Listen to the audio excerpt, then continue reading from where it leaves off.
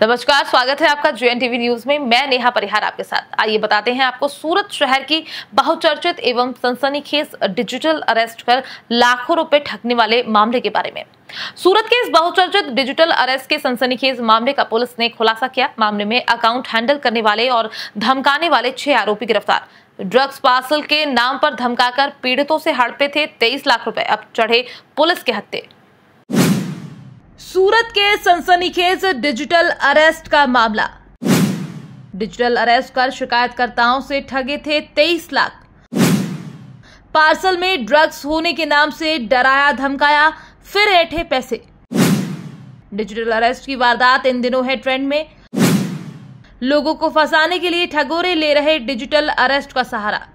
सूरत शहर के इस खास आपराधिक मामले पर पूरे देश की नजरें हैं। वजह है डिजिटल अरेस्ट का सनसनीखेज मामला, यानी फोन पर डरा धमकाकर लाखों रुपए ऐंठना। ये खबर आपके लिए इसलिए भी महत्वपूर्ण है कि यदि आपके साथ भी ऐसा हो तो बिल्कुल भयभीत ना हो और जालसाजों की बातों में आकर उन्हें पैसा देने के बजाय पुलिस की या साइबर सेल की मदद लें। दरअसल इन जालसाजों ने पूरे देश में ऐसा जाल बिछाया हुआ है जो तरह तरह से लोगों को फोन पर ठगने की वारदातें करते हैं और लाखों रुपया ऐंठ लेते हैं। कार्ड बनवाने या पिन मांगकर धोखाधड़ी करना अब सामान्य हो गया है और आसानी से लोग उनकी बातों में आते भी नहीं है।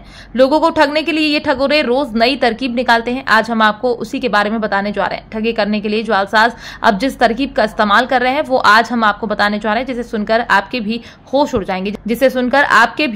जाएंगे। यानी JNTV आपको उस तरकीब के बारे में बता रहा है जो ट्रेंड में है और उससे आपको बचने की जरूरत है। दरअसल ठगोरे इतने ट्रेंड होते हैं कि उनसे केवल जागरूकता से ही बचा जा सकता है, वरना आपकी मेहनत से कमाई हुई पूंजी पर पानी फिर सकता है।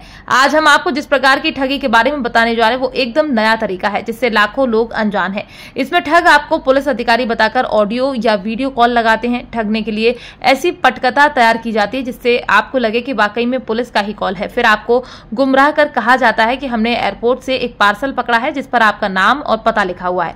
उस पार्सल से हमें ड्रग्स मिला है और पुलिस आपको गिरफ्तार कर लेगी। ये सुनकर कोई भी सामान्य आदमी घबरा जाएगा। इसके बाद आपको फर्जी केस में फंसाकर लाखों रुपए ऐंठने का सिलसिला शुरू हो जाता है। कहा जाता है कि आप इस केस से बचना चाहते हैं तो पैसे दें। इनमें से कई लोग पुलिस से बचने के लिए और डर के मारे अपने लाखों रुपए गवा बैठते हैं। बचते केवल वही लोग हैं जो पुलिस की मदद लेते हैं। कई लोग पुलिस के पास जाने से बचते हैं और गवा बैठते हैं लाखों रुपए। गुजरात के सूरत शहर में भी कुछ दिन पहले इसी तरह का मामला सामने आया था, जब मुंबई एयरपोर्ट के कस्टम विभाग द्वारा पार्सल से 200 ग्राम MD और अन्य वस्तुएं मिलने का कहकर जालसाजों ने भोले भाले दंपति को लूट लिया।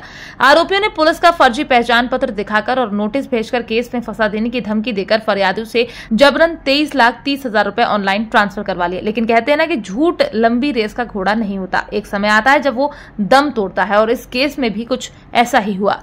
फेडेक्स कुरियर कंपनी से अल्पेश शर्मा नाम की गलत पहचान देकर शिकायतकर्ता को उसका पार्सल पकड़ाने की सूचना दी गई।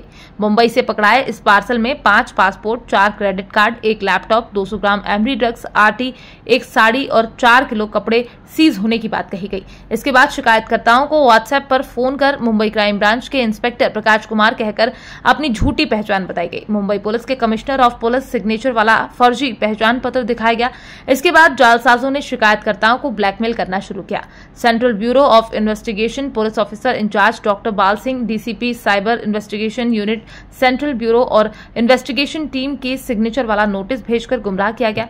फोन पर बात कर पूरी रूपरेखा तैयार की गई और कार्यवाही का डर दिखाकर बातों बातों में इतना डरा दिया गया कि शिकायतकर्ता ठगोरों की बातों में आ गए और पुलिस कार्यवाही से बचने के लिए 23,30,000 रुपए उनके ICICI के अकाउंट नंबर 039101002604 और पंजाब नेशनल बैंक के अकाउंट नंबर 33350021000021 में जमा करवा दिए। अब उन्हें लगा कि उनके साथ ठगी हुई है तो उन्होंने तुरंत सूरत में साइबर सेल की मदद ली। शिकायत मिलने के बाद सूरत साइबर सेल ने अपनी जांच शुरू की और बड़े क्राइम करने के अंदाज देने वाले गिरोह को पकड़ने के लिए IP एड्रेस और ट्रांजैक्शन ID चेक किए। पुलिस की टीम बारीकी से इतने बड़े कांड के पर्दाफाश करने की तैयारी में लग गई। कड़ी मशक्कत के बाद इस मामले में पुलिस ने आरोपियों को गिरफ्तार किया। Police commissioner sir, Surat city. Joint police commissioner sir crime branch Surat city और नायब police commissioner sir crime branch Surat city की सूचना के अनुसार साइबर क्राइम पुलिस स्टेशन में लास्ट मंथ जो एक एफआईआर दर्ज हुई थी, जो डिजिटल अरेस्ट के क्राइम के नाम से पूरे सूरत सिटी में बहुत ही चर्चास्पद रही थी। इसमें आगे ज़्यादा इंक्वायरी और इन्वेस्टिगेशन करके जो भी जवाबदेह है उनको पकड़ने के लिए सूचना दी गई थी। उस सूचना के अनुसार आगे कुल मिला के 4 आरोपियों को अरेस्ट किया गया था। उसी गुना में प्रॉपर इन्वेस्टिगेशन से पता चलने पर और 2 आरोपियों को अहमदाबाद से ट्रांसफ़र वारंट से अरेस्ट करके सूरत लाया गया है। उनके मुस्तफ़ा उर्फ राजू प्लास्टिक, मोइन अल्फाज भाई इंगारिया, ये दोनों आरोपी राजकोट दौराजी के रहने वाले हैं। इन दोनों ने इस केस में अकाउंट हैंडल का काम किया। इसके अलावा पुलिस ने 4 और आरोपियों को गिरफ्तार किया है जो डरा धमकाकर पैसे ऐंठने का काम करते थे। मामले में पुलिस ने नेविल उर्फ बिट्टू हेडाई, महेश भाई, प्रवीण भाई, ध्रुव उर्फ धुलो बेकरिया और पार्थ धीरज लाला जोधानी निवासी जूनागढ़ को गिरफ्तार किया। पुलिस आरोपियों से पूछताछ में जुटी है। पुलिस ने अहमदाबाद से सबसे पहले 4 आरोपियों को गिरफ्तार किया जो सूरत और गुजरात के रहने वाले हैं। इसके अलावा 2 आरोपी अहमदाबाद से गिरफ्तार किए गए हैं। ये सब अकाउंट को संभालने का काम किया करते थे और फर्जी कस्टम ऑफिस इंस्पेक्टर और कई तरह के अन्य फर्जी दस्तावेज दिखाकर लोगों के साथ धोखाधड़ी करके लाखों रुपए ऐंठते थे। लेकिन इस बार उनकी इस करामात पर पानी फिर गया और वे पुलिस के हत्थे चढ़ गए। हालांकि पुलिस आरोपियों से पूछताछ कर ये पता लगाने की कोशिश कर रही है कि उन्होंने और किन किन लोगों के साथ इस प्रकार से ठगी की है। इस केस में 2 आरोपियों को लाया गया है। एक है मुस्तफ़ा उर्फे राजू प्लास्टिक यूनस नावीवाला, दूसरा है मोइन अल्ताफ भाई इंगारिया। ये दोनों राजकोट धोराजी के निवासी है और दोनों ने इस केस में अकाउंट हैंडलर का काम किया है। आगे का उनका रोल क्या है उसके बारे में अभी इन्वेस्टिगेशन जारी है। ये चारों जो आगे पकड़े गए थे इनका क्या रोल था? उनका भी एक अकाउंट देने वाला और बाकी के अकाउंट हैंडलर थे।